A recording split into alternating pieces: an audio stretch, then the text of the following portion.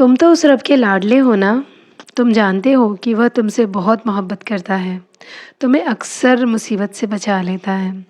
मगर तुम्हारी एक दुआ है जो अब तक कबूल नहीं हुई, जो तुम्हारे दिल से जाती भी नहीं। तो सुनो, वह दुआ लाडली नमाज से पूरी हो जाएगी इंशाअल्लाह। तुम जानते हो ना लाडली नमाज कौन सी है? वो लाडली नमाज तहज्जुद है। तो उसके लिए, उस दुआ के लिए तहज्जुद पढ़ो और फिर तुम देखोगे कैसे मुआजिज़ात होते हैं। अस्सलामुअलैकुम मेरी चाँद सी प्यारी बहनों, कैसी हैं आप सब? Welcome to the new video. आज मैं आप लोगों से दोबारा एक न्यू स्टोरी शेयर कर रही हूँ जो कि तहज्जुद स्टोरी है। एक सिस्टर की स्टोरी है जिन्होंने शेयर की है। वो स्टोरी आज आप लोगों के साथ शेयर करूँगी। तो स्टोरी ये है कि ये सिस्टर कहती हैं कि अभी कुछ मैटर्स होते हैं जो सिर्फ़ और सिर्फ हमारे और अल्लाह ताला के बीच में होते हैं। लेकिन वो ये कहती हैं कि मैं ये सिर्फ़ और सिर्फ इसलिए ये स्टोरी शेयर कर रही हूँ कि मैं ये बताना चाहती हूँ कि अल्लाह ताला मौजज़ात करने पर किस कदर क़ादिर हैं। अल्लाह पाक की कुदरत कितनी बड़ी है, सिर्फ़ और सिर्फ इसलिए मैं ये स्टोरी शेयर कर रही हूँ। वो कहती हैं कि मेरा एक ड्रीम था, एक ख्वाब था जिसके लिए मैं 5 साल से दुआ कर रही थी। जबकि मुझे खुद लगता था कि ये इम्पॉसिबल है कि ये मेरा ड्रीम पूरा हो सके। एंड ये जो मेरा ड्रीम था ये मेरी बाउंड्रीज़ से बहुत ऊपर था। लेकिन मैंने कहीं पर पढ़ा था कि नामुमकिन और मुमकिन तो हमारे इंसानों के दिमाग के कॉन्सेप्ट होते हैं, अल्लाह ताला के लिए तो हर चीज़ पॉसिबल है। और बहुत कोशिश करती थी मैं कि इस चीज़ को छोड़ दूँ, लेकिन मैं अपना ज़हन नहीं बदल पाती थी उसके लिए, बिल्कुल भी मेरे पास कोई चॉइस ही नहीं थी। तो फिर मैंने पूरी तरह अल्लाह ताला पर अपना तवक्कुल किया और अल्लाह ताला की कुदरत पर भरोसा किया और मैं वापस वही दुआएँ करती रही। मैंने बहुत मेहनत की, बहुत जद्दोजहद की और एक टाइम आया कि मेरी जो ख्वाब था वो मेरा 50% मुझे ऐसा लगने लगा कि मेरा ख्वाब 50% मैं उसके करीब पहुंच गई हूँ। बट पूरी तरह नहीं था मेरे लिए वो पॉसिबल होना, लेकिन 50% फिर भी अल्लाह की कुदरत से मैं उसके करीब थी और मैं बहुत खुश थी। लेकिन मैं उसके लिए बहुत दुआएँ करती रहती थी। तो मेरे कुछ रिलेटिव्स थे, कुछ जानने वाले थे, वो उन्होंने मुझे बहुत ही कहते हैं ना कुछ लोग आपको बहुत परेशान कर देते हैं, तो उन्होंने मुझे बहुत ही अल्फ़ाज़ कहे कुछ ऐसे कि तुम क्यों नहीं अपना ये ख्वाब छोड़ देती, क्यों इसके लिए इतनी दुआएँ करती हो और कुछ भी नहीं होगा इससे, तुम बेवजह पागलों की तरह इस चीज़ के पीछे पड़ी हो। तो उस टाइम मैं बहुत ज़्यादा उदास हो गई, एंग्ज़ायटी डिप्रेशन में चली गई और वो मेरी ज़िंदगी के बहुत बुरे दिन थे। और मैं इस चीज़ से मेंटली बहुत सफ़र कर रही थी, बहुत परेशान थी। उसी बीच में एक और परेशानी और एक और मुसीबत ने मुझे धचका लगाया। मैं बहुत परेशान हो गई इसकी वजह से। एंड वो चीज़ ये थी कि मुझे पता चला कि जो मेरा बॉडी है उसके अंदर 3 ट्यूमर्स हैं। और जब हमने उसको डॉक्टर को दिखाया तो डॉक्टर ने कहा कि ये बहुत ज़्यादा ओवर साइज़ हो गए हैं और बहुत लेट हो चुका है। तो बहुत ज़्यादा चांस है कि ये कैंसर में तब्दील हो जाए, तो हमें बहुत ही जल्दी इसकी सर्जरी करानी होगी। तो जब मुझे ये पता चला, मैंने ये चीज़ सुनी, तो मैं ऐसा महसूस कर रही थी कि जैसे मैं अपनी मौत की तरफ अपने कदम बढ़ा रही हूँ। मेरे जो कदम, मैं एक-एक कदम जो लेती हूँ अपनी मौत की तरफ ले रही हूँ। वो सिस्टर कहती हैं कि मैं वो दिन कभी ही नहीं भुला सकती। मैं बहुत ज़्यादा टेंशन में थी, डिप्रेशन, उदासी, फ़िक्र, हर चीज़ मेरे ज़हन में चल रही थी, क्योंकि जो मेरा और उसी के साथ जो मेरा ड्रीम था ना, सबसे बड़ा ज़िंदगी का ड्रीम था, जिसके लिए मैं सालों से दुआएँ कर रही थी, हर नमाज के बाद, तहज्जुद में, हर अज़ान के बाद, हर रोज़ा इफ्तार के बाद।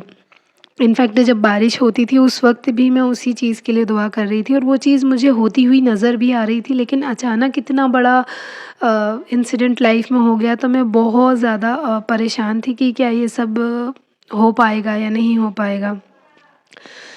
एक दिन फिर ऐसा हो रहा था कि सुबह जल्दी मेरी नींद खुल गई और मेरी बॉडी एकदम शिवर करने लगी, मतलब मेरी कँपकँपी चढ़ने लगी मुझे। और I was asking my self, मैं अपने आप से पूछ रही थी कि मैंने अल्लाह पाक के लिए क्या किया अपनी पूरी ज़िंदगी में, एंड मैं अल्लाह पाक के सामने कैसे खड़ी हो पाऊँगी, एंड मेरी कब्र की ज़िंदगी कैसी होगी, मैं मुनकर नकीर को कैसे जवाब दे पाऊँगी।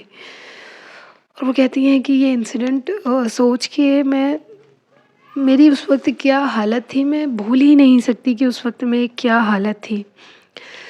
लेकिन फिर अल्लाह पाक ने ही मेरी हालत को नॉर्मल किया, मैं थोड़ा-सा काम हुई और मुझे फिर अय्यूब अलैहिस्सलाम की स्टोरी याद आई कि अल्लाह पाक ने कैसे अय्यूब अलैहिस्सलाम को मौजिज़ाती तौर पर उनकी बीमारी से शिफ़ा दी थी।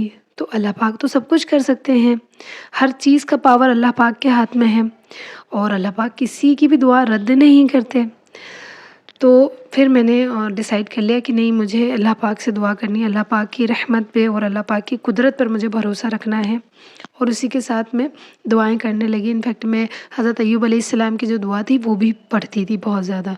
इसी के साथ मुझे आप सल्लल्लाहु अलैहि वसल्लम की वो हदीस भी याद आई कि जो अ, किसी भी मुसलमान को कोई मुसीबत अगर आती है तो उसकी वजह से गुनाह कम होते हैं। यहाँ तक कि अगर उसको एक काँटा भी चुभता है तो उसकी भी वजह से उसके गुनाह कम होते हैं। तो ये चीज़ सोच के मैं बहुत ज़्यादा अपने आप को सब्र देती थी। इसी तरह बहुत सारी कुरान की आयत, अहादीस, दुआओं ने मुझे मदद किया पॉज़िटिव रहने में इस टाइम में। और मैं अल्लाह पाक से उम्मीद रखती थी, मैंने पूरा अपना तवक्कुल अल्लाह पाक पे जमा दिया था कि अल्लाह पाक मेरी मदद करेंगे। और वो कहती हैं कि मैं आपको बताना चाहती हूँ कि जो मेरी मम्मी की खाला थी ना, वो ब्रेस्ट कैंसर की पेशेंट थी। तो डॉक्टर ने कहा था कि हो सकता है कि आपका ये जेनेरिक कनेक्शन भी हो, बिकॉज़ थोड़ा-सा उसकी वजह से रिस्क बढ़ जाता है। और वो कहती हैं कि मेरी खुद की खाला भी अ, सेकंड स्टेज पर इसी चीज़ से सफ़र कर रही थी। तो वो कह रही थी कि डॉक्टर ने कहा कि इसकी वजह से आपका रिस्क और बढ़ रहा है, कि अगर आपकी खाला को है तो आपका रिस्क और इससे बढ़ जाता है। बट जो स्टेजेस मेरी खाला ने उनके फर्स्ट फेज़ में महसूस की थी, वो मुझे स्टेजेस जो मुझे साइंस थे वो मुझे नहीं दिख रहे थे। तो मैं थोड़ी बहुत पॉज़िटिव थी कि अल्लाह पाक मेरी मदद करेंगे। बट क्या होता है कि जो मेरी आंटी थी, उनके जो ब्रेस्ट में ना लम्प्स महसूस हो रहे थे, जो उनकी खाला को उनके इंतकाल से पहले महसूस होते थे। तो बहुत ज़्यादा हमारे घर में एक फ़िक्र का माहौल और मैं बहुत ज़्यादा नर्वस थी उस वक़्त। मेरा पूरा बॉडी जब खाला ने ये चीज़ बताई तो मेरा पूरा बॉडी में पसीना आ गया और उनके वर्ड्स सुन के। फिर हम खाला की हमने रिपोर्ट कराई। तो जब हम रिपोर्ट के लिए वेट कर रहे थे, तो उन दिनों में मैं पूरी तरह इस दुनिया में थी ही नहीं। मैं मेंटली इस दुनिया में प्रेज़ेंट ही नहीं थी। आई वाज़ पूरी तरह मैं अल्लाह पाक की हर लम्हे इबादत कर रही थी। दिन-रात, सुबह-शाम हर टाइम मैं अल्लाह पाक से दुआ कर रही थी अपने और अपनी खाला के लिए। एंड फिर उसके बाद खाला की रिपोर्ट आई, अल्हम्दुलिल्लाह वो सिर्फ़ और सिर्फ़ एक सिस्ट थी। तो अल्लाह का एहसान हुआ, मेरे लिए प्लस पॉइंट बन गया पॉज़िटिविटी का कि अल्हम्दुलिल्लाह खाला को अगर सिस्ट है, कैंसर नहीं है, तो मेरे लिए भी ये जेनेरिक, आई थिंक ये जनरेशन जो डिज़ीज़ चली आ रही जेनेरिक, वो खाला तक रुक गई है।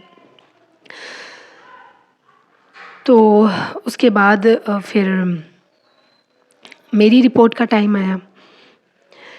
मेरी रिपोर्ट में जब डॉक्टरों ने देखा तो मेरी रिपोर्ट में भी वो वही सेम सिस्ट आई थी और डॉक्टर ने मुझे कहा कि आप जितनी जल्दी हो सके सर्जरी करा लीजिए और मेरी भी सिस्ट ही आई थी। तो उस सर्जरी में 5 डेज़ के अंदर मेरी वो सर्जरी हो गई। ये बात है 28 जुलाई 2021 की। देन उसके बाद डॉक्टर ने बायोप्सी रिपोर्ट कराने को कहा और बायोप्सी रिपोर्ट के बारे में बताती हैं कि सबसे डरावना टाइम जो मेरा गुज़रा है ना, वो उसी रिपोर्ट का वेट करने के दिनों में गुज़रा। लेकिन वो कहती हैं कि मेरी सर्जरी जो हुई थी उसकी वजह से मैंने नमाज़ पढ़ना, इबादत करना नहीं रोका। मैं बेड के ऊपर लेट कर भी नमाज़ पढ़ती थी, मैं बेड के ऊपर थी, तो मैं उस वक़्त भी नमाज़ पढ़ती थी।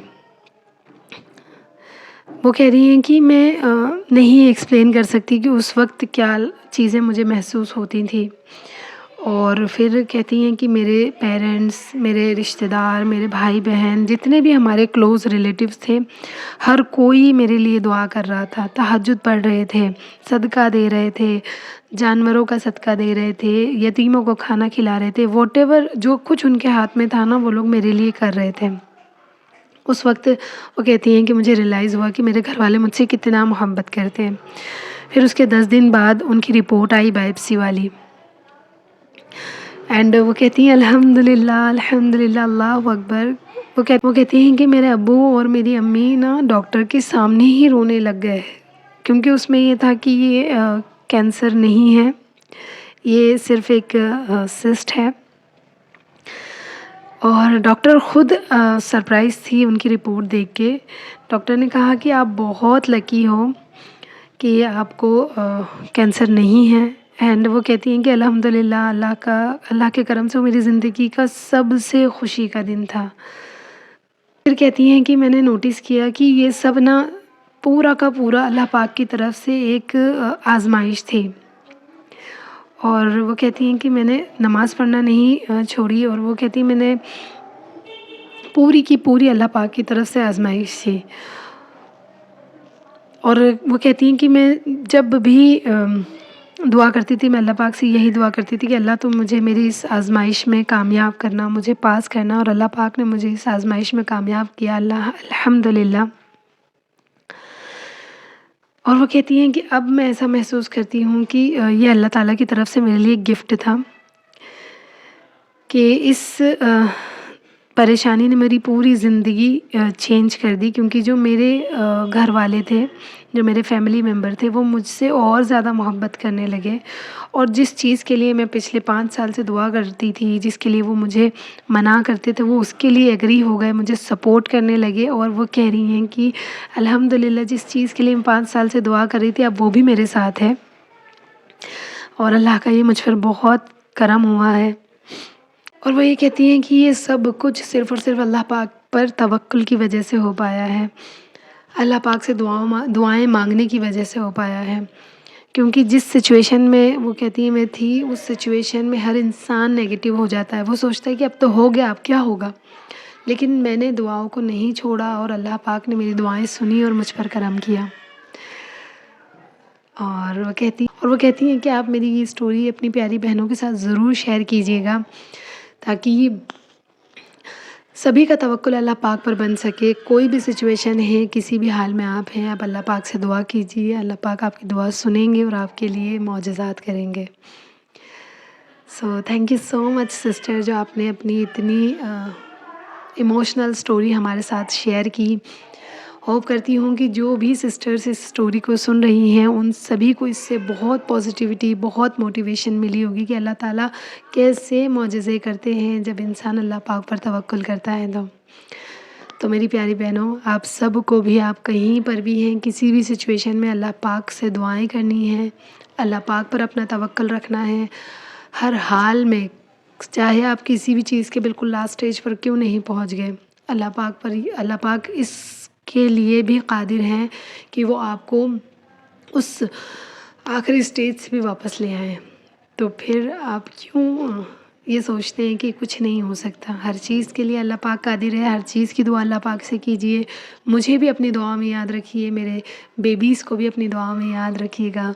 कुछ गलती हो गई हो तो माफ़ कीजिएगा। बहुत खैर और आफ़ियत के साथ अपनी ज़िंदगी गुज़ारिए, अल्लाह पाक के अहकामात को पूरा कीजिए।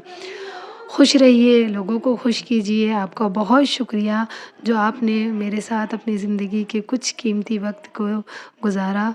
इंशाल्लाह मिलते हैं जल्द ही नेक्स्ट वीडियो में, तब तक के लिए फ़ी अमानिल्लाह।